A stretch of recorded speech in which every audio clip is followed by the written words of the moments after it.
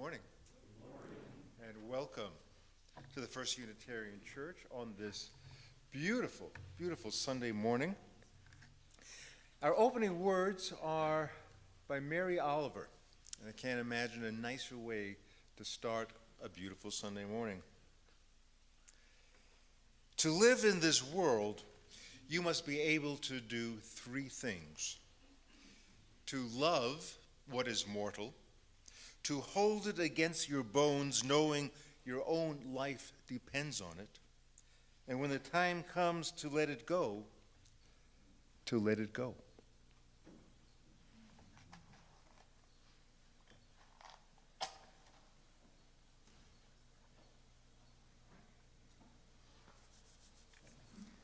Symbol of light. Whoa, hello. All right, they could hear that at the Baptist church. So, symbol of light and of knowledge, symbol of warmth and freedom. We light this chalice as a symbol of our faith. Here we gather to celebrate hope and the infinite possibilities of love. May we open our service, turning our hymn books, please, to number 123, Spirit of Life.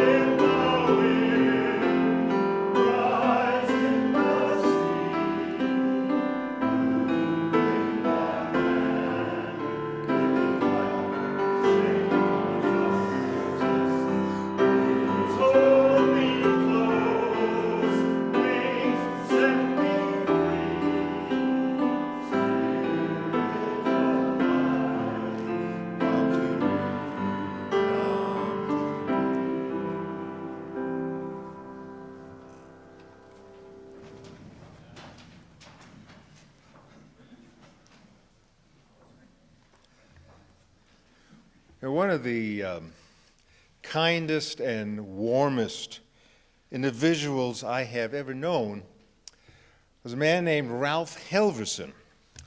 And I got to know him just before he retired from the First Parish in Cambridge, Massachusetts, some 35 years ago.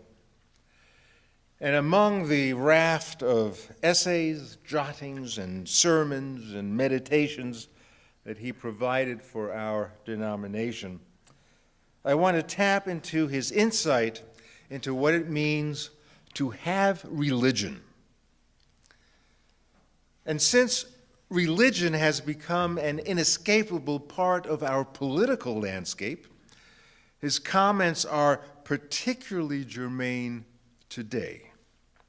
His words also touch on some of the points I hope to be making a little later during the sermon. So for our time of meditation and reflection this morning, let's listen to what dear Ralph had to say about having religion.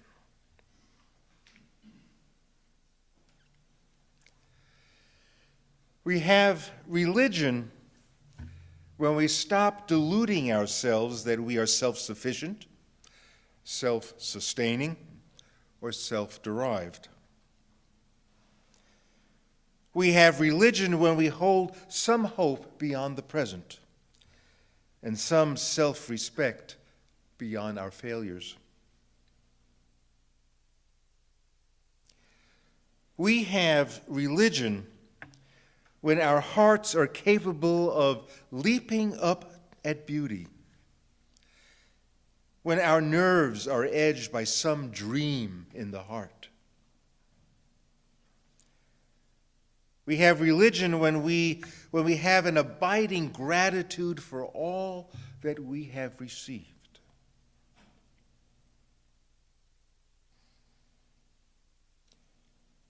We have religion when we look upon people with all their failings and still find in them goodness.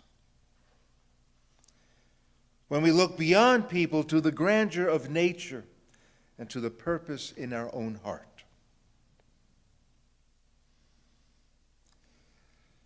We have religion when we have done all that we can, and then a confidence entrust ourselves to the life that is larger than ourselves.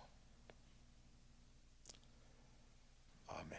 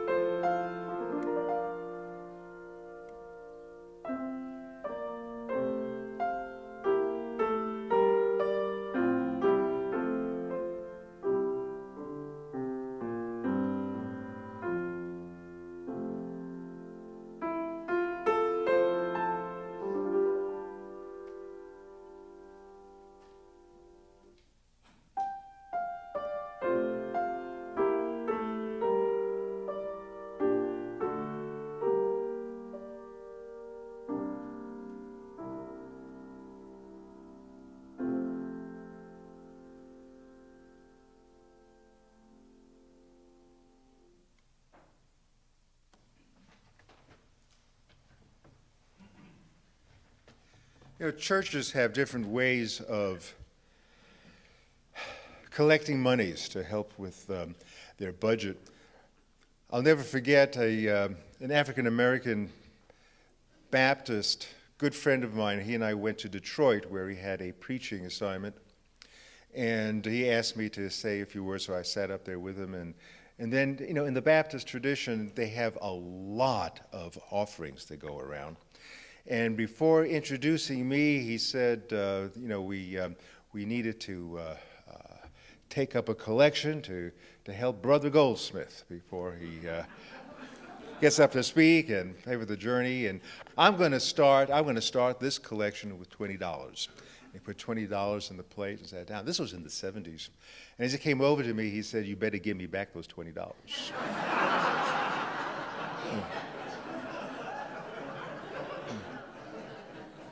So instead of having endless collections, we just have a pledge drive.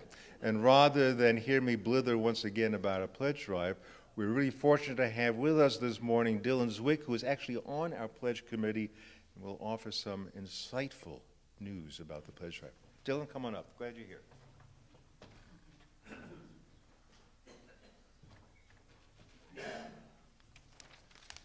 The God box.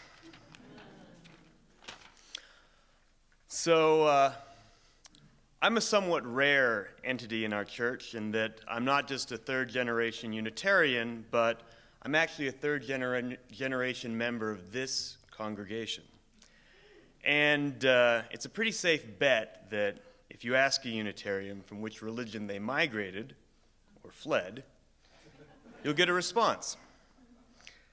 I think this is a reflection of something that I value about our church, namely that we provide a refuge, a space, and a community for people who are looking for something different and for something better, and are looking to change themselves in the world.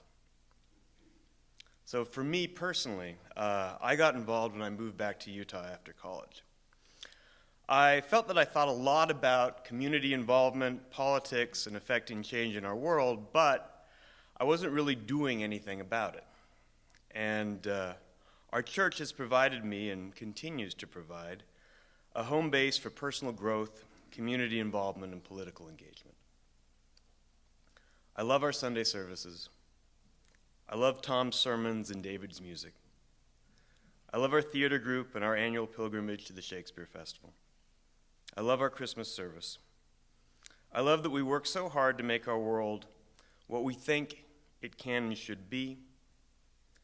And I love how, against great odds and frequently after long struggle, we sometimes succeed. So the reason that I pledge is that I pledge to do my part to keep this church I love working. I pledge because I want to keep our church's voice in our community strong, and so we can continue to advocate and work towards making the world outside these walls more like the world inside. And I pledge because I want to see and be part of our church's full potential. And I pledge to make sure this church remains a refuge and a home for its members and those members who are out there but we haven't met yet.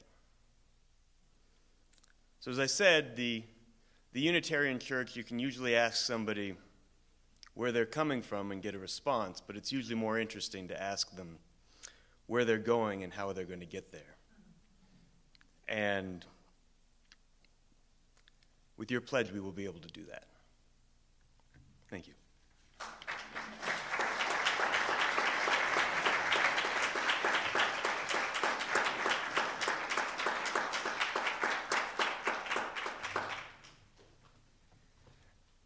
Dylan, thank you very much.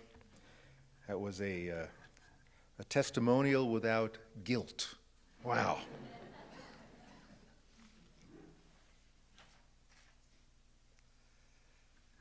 I'd kind of like to introduce the major theme for our service this morning through this reading by Maria Konnikova, who is generally a science writer. It sounds so empty, but yeah, she writes for many different periodicals about things that are happening in science and in health.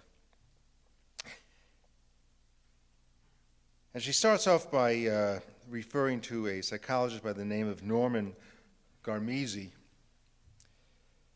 She says that Norman Garmese, a developmental psychologist and clinician at the University of Minnesota, met thousands of children in his 4 decades of research.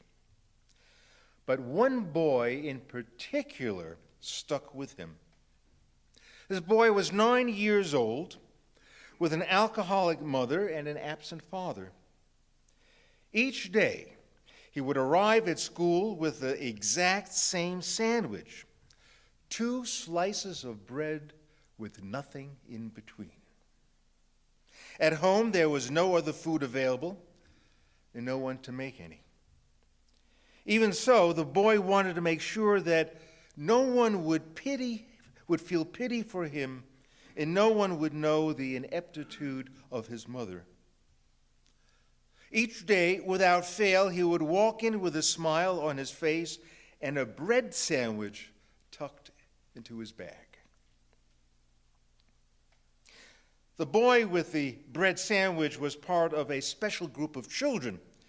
He belonged to a cohort of kids, the first of many, whom Garmezi would go on to identify as succeeding, even excelling, despite incredibly difficult circumstances.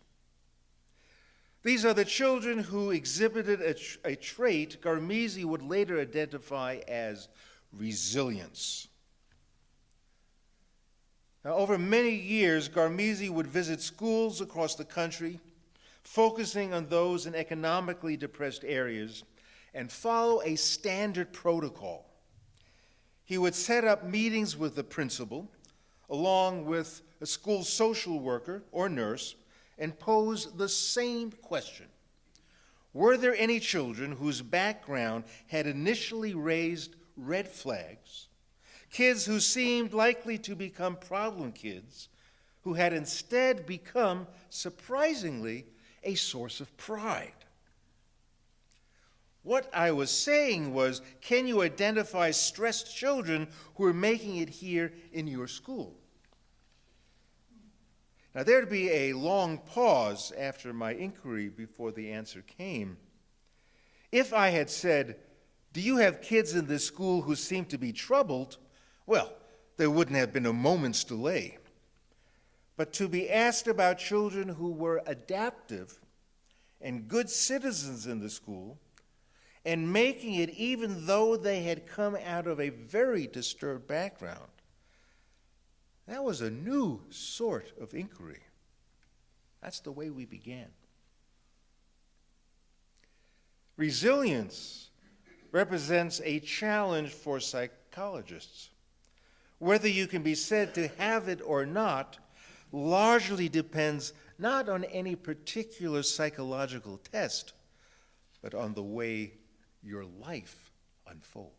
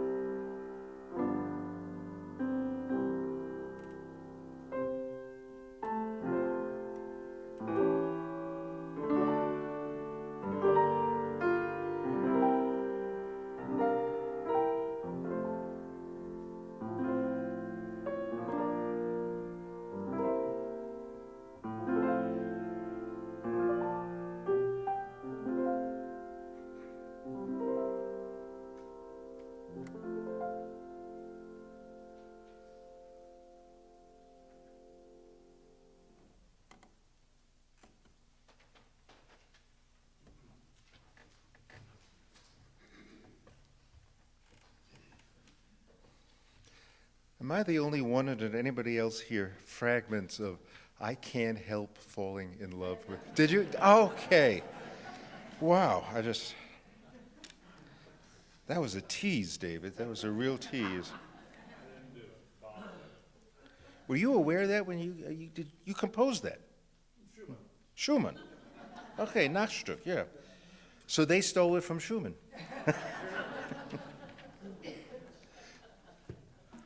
Great. I invite everyone to please take a look at your order of service inside into the very guts of that program and take a look at all that this church offers in terms of adult religious education. A reminder that on this Wednesday, we've got a workshop on spiritual memoirs. Wednesday at 4:30, a great time to meet to gather for a workshop, and hope many will be able to attend. The pledge drive, as you know, is in full swing, and if by any chance you have not filled out a pledge card yet, inconceivable. But if that is the case, there's a pledge table right outside that door. And we're going to lock the doors in the back. Also take a look for some of the offerings for newcomers. Is there anybody here for the very first time this morning? Maybe interested in the newcomer stuff? Well, anyway, if you're relatively new, indeed, a warm welcome. And everything that is happening here is it goes on page after page after page for young adults, old adults, middle adults, children. It's a full service congregation. Also, you may have noticed if you came in through the Elliott Hall doors, just beautiful arts and crafts on display. This is the leftover from last night, where we had our arts fair, which was a splendid success, and is an opportunity now for those who missed last night to still take a look at some of the art and the crafts and have a chance to do some purchases.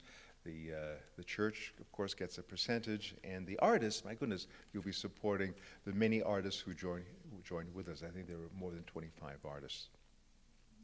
And there'll be somebody there working I think Jim Turner will be there working the register. The offering will now gratefully be received, and a chance to greet each other and bid each other a good morning.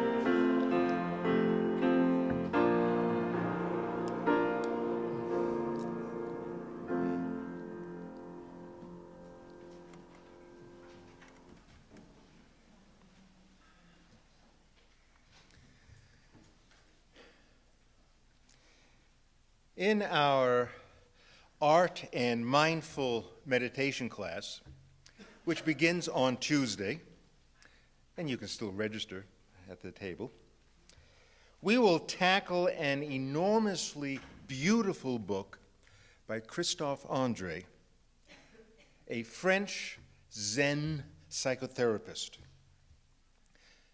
He offers roughly 30 pieces of art in this book, from the early Renaissance through Edward Hopper's painting of a gas station, the one that is really well known, hangs in the Museum of Modern Art in New York. And each painting displayed represents a Zen concept, which he delves into quite profoundly. The Edward Hopper painting, for example, opens the door for him to address how mindfulness allows us to see ordinary things, which otherwise simply pass us by because of our general inattentiveness. He explores some great art as gateways to Zen practice, including paintings by Monet, Andrew Wyeth.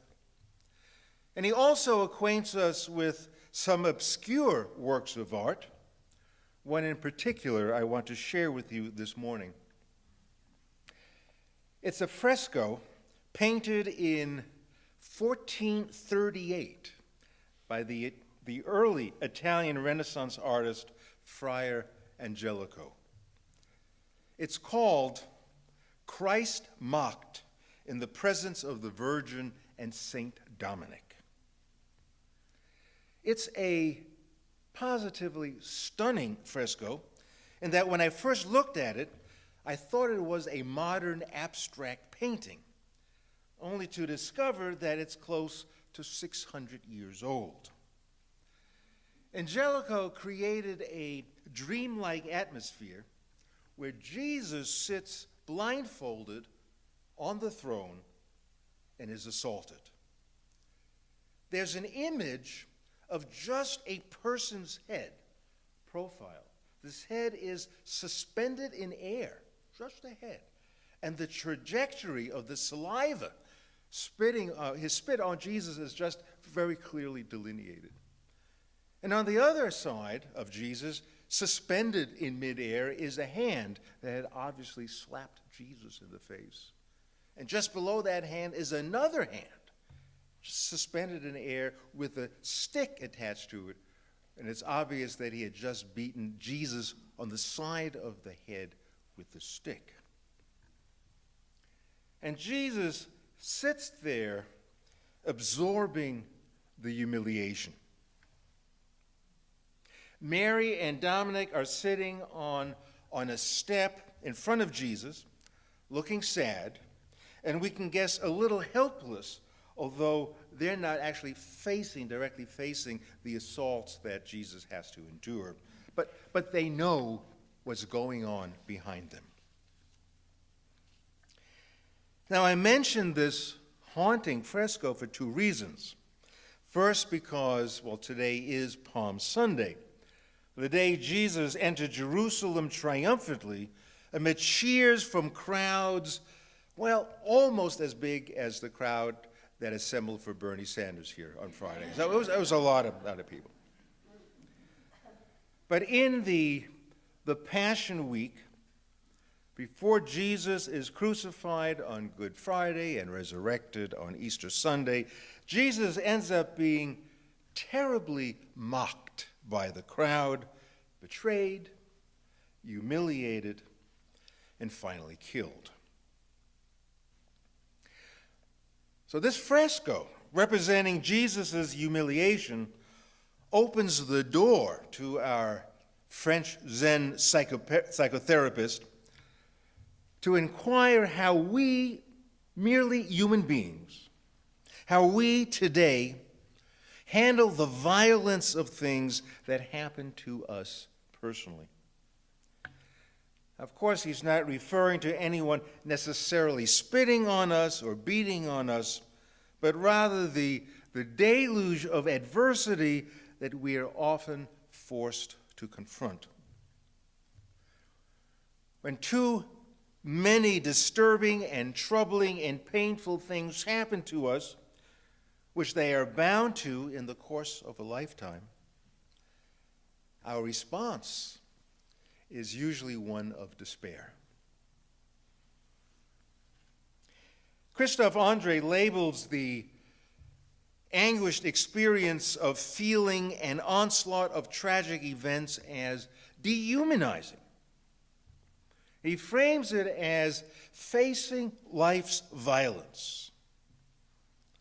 And I think we know what he means. In his words, we become animals of pain, mad with suffering. All connections to the world is impossible. Great pain isolates, blocks, and freezes. Lives are shattered. So here's the Zen approach. We must strive with all our might to remain sensitive human beings. We must, and I just love this phrase, we must hang on to our humanity. We must somehow hang on to our humanity and the things around us that awaken this humanity, such as beauty and nature. We must go on opening our minds to things other than suffering, not to conceal adversity or to forget it, but just so that it doesn't take over as an absolute ruler of our mind and our life. So this leads me to the second reason I want to bring this fresco to your attention. There has been some interesting research lately into the topic of resilience and the human capacity to persevere through trauma and crises, to persevere or not. Researchers, these are all Western researchers, take a different approach. They offer no concern about hanging on to our humanity.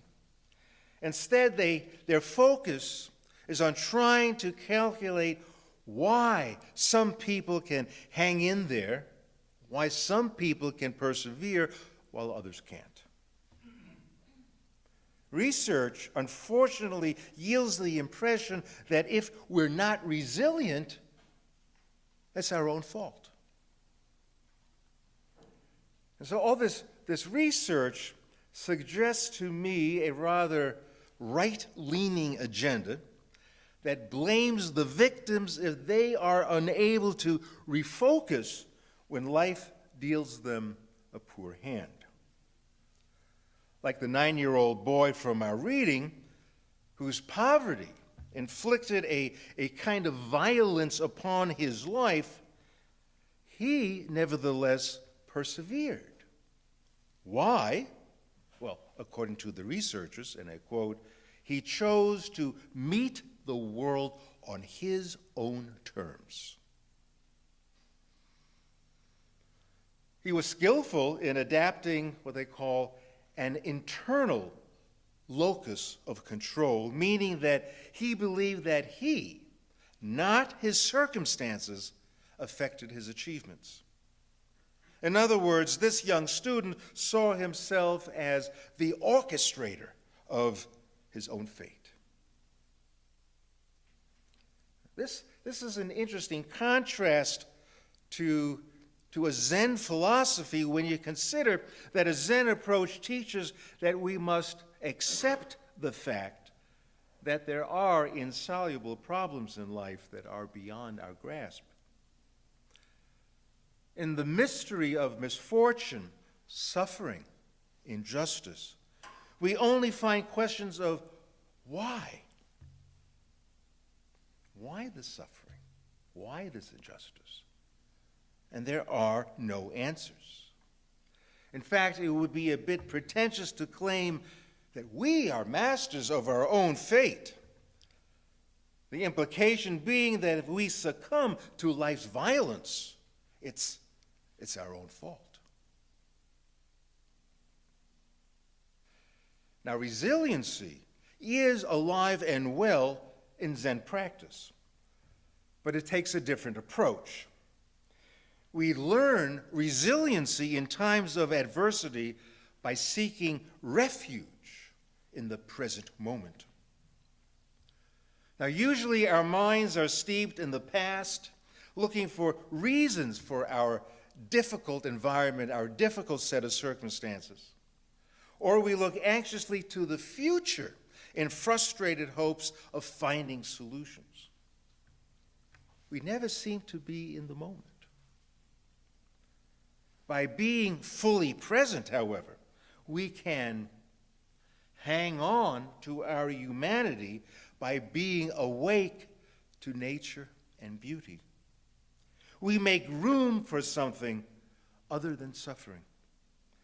And we can begin to tolerate the feeling of being overwhelmed or out of control by accepting that these violent things can happen in our lives, but they don't have to dominate us, because we've made room also for beauty. Researchers are determined to discover the elements or the characteristics in a personality that can enable a successful triumph through perseverance despite the challenges faced. What is it they're looking for? What is it that sets people apart? The Zen perspective looks for ways not to be consumed with tragic events, and that these tragic events are inevitable in everyone's life. After all, to live is to suffer. Now, perseverance does not mean we must find the tools to become masters of our fate. Rather, perseverance stems from a mindful acceptance that enables us to take on the tragic dimensions of reality, take those on without turning our life into a tragedy. Now, there are painful and unfair aspects to existence, but we need to make space for beauty as well. They're saying, don't give the tragic all the space in your mind and being. Make room for things that are good and beautiful. Researchers have concluded, and they're probably correct, that all of us possess the same fundamental stress response system, a system which has evolved over millions of years in which we share with other animals. But researchers then aim to pursue why some people can persevere while others succumb to this painful reality. Now, I get the underlying impression that if tragedy cannot be overcome through perseverance, it's a personal flaw. Now, already researchers have identified the key to perseverance as what they call perception. It's up to you, they say. It's entirely up to you if you want to conceptualize an event as traumatic or as an opportunity. Let's say an opportunity to learn and grow. Events are not traumatic until we label them as such. As an example, researchers point to let's say, a sudden death of a close friend. And it's either construed as meaningful. That death is actually meaningful because it brings us into a closer connection, closer bonds with a community, a chance to grow and all those great things.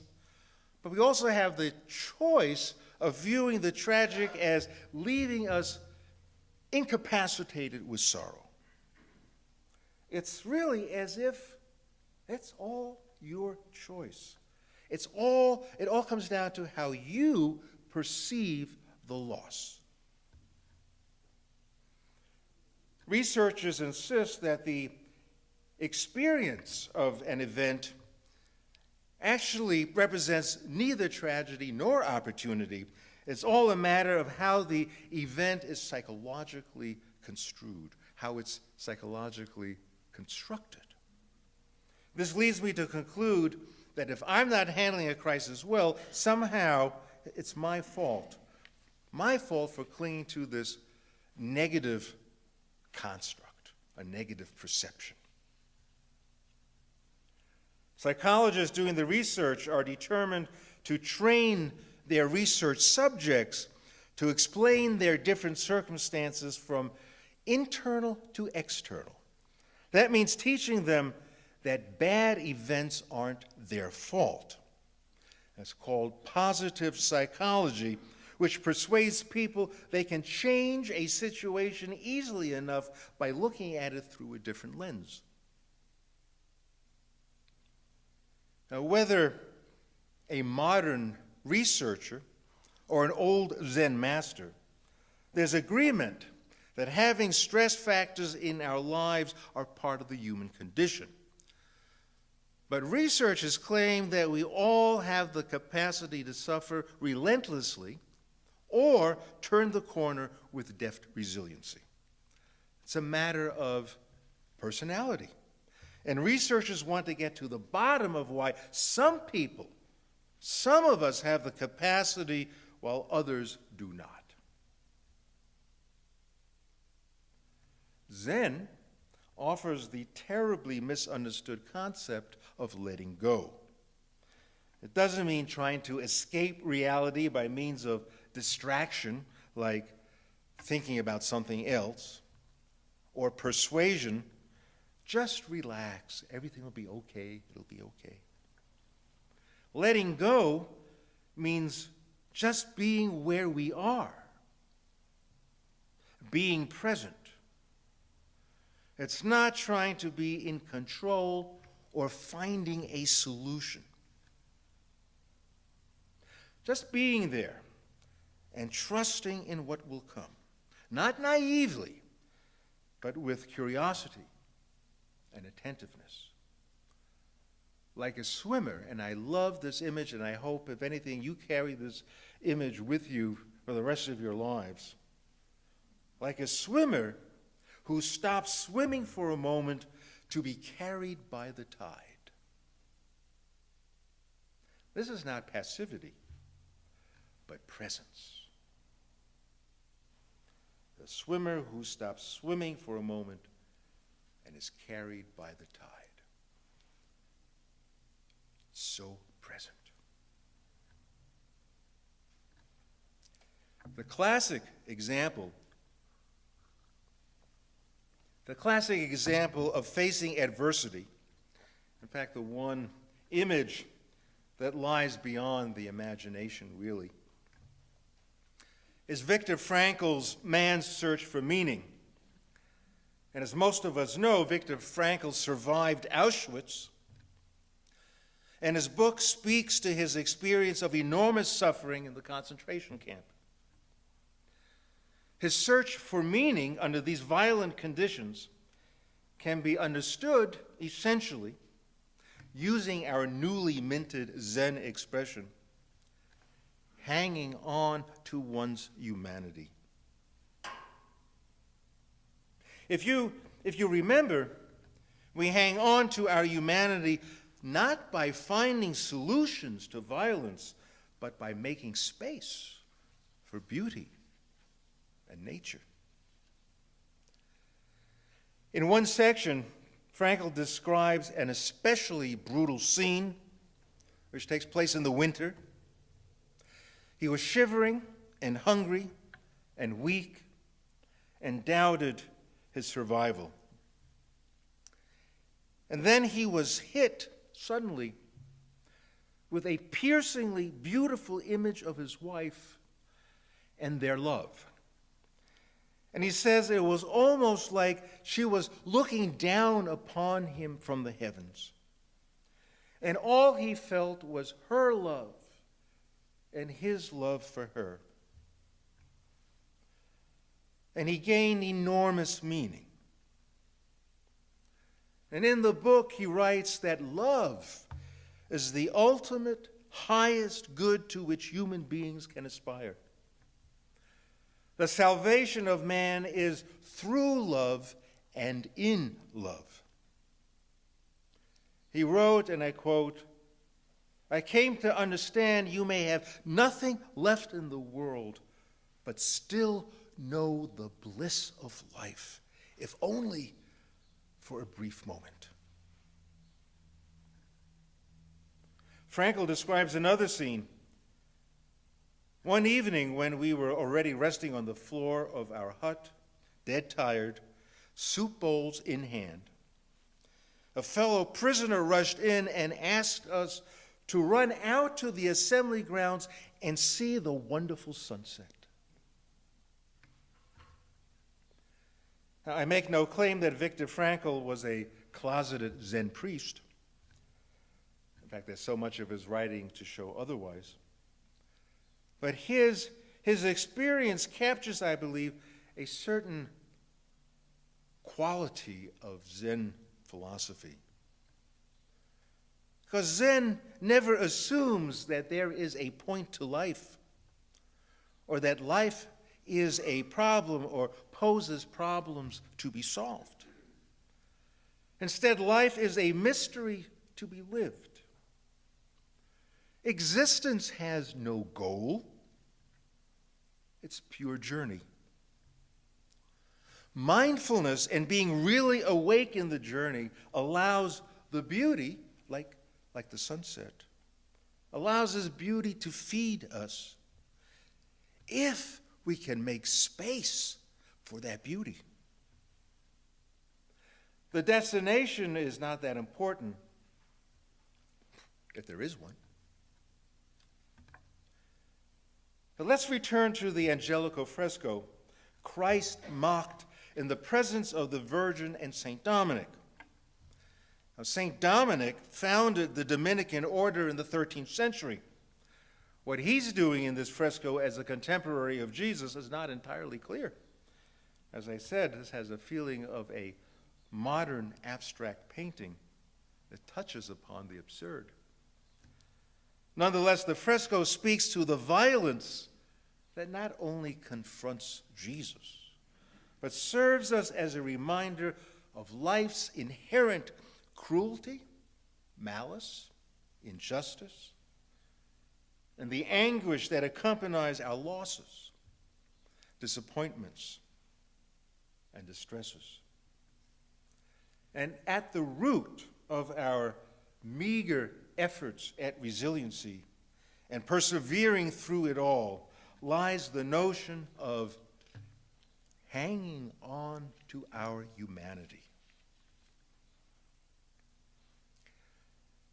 The heart of Christian theology speaks of a profound love, a love that we must make room for in our lives, even while suffering our trials and tribulations. It is a love that is equally as mystical as when Viktor Frankl tried to describe the saving love he felt for his wife. I mean, he even said she looked down upon him as though a god from the heavens. So it's love. Love enables us to hang on to our humanity. Beauty graces our journey. Life's meaning is found in every moment we live mindfully. Meaning never ceases, even in suffering and in death. This is our salvation. So be it.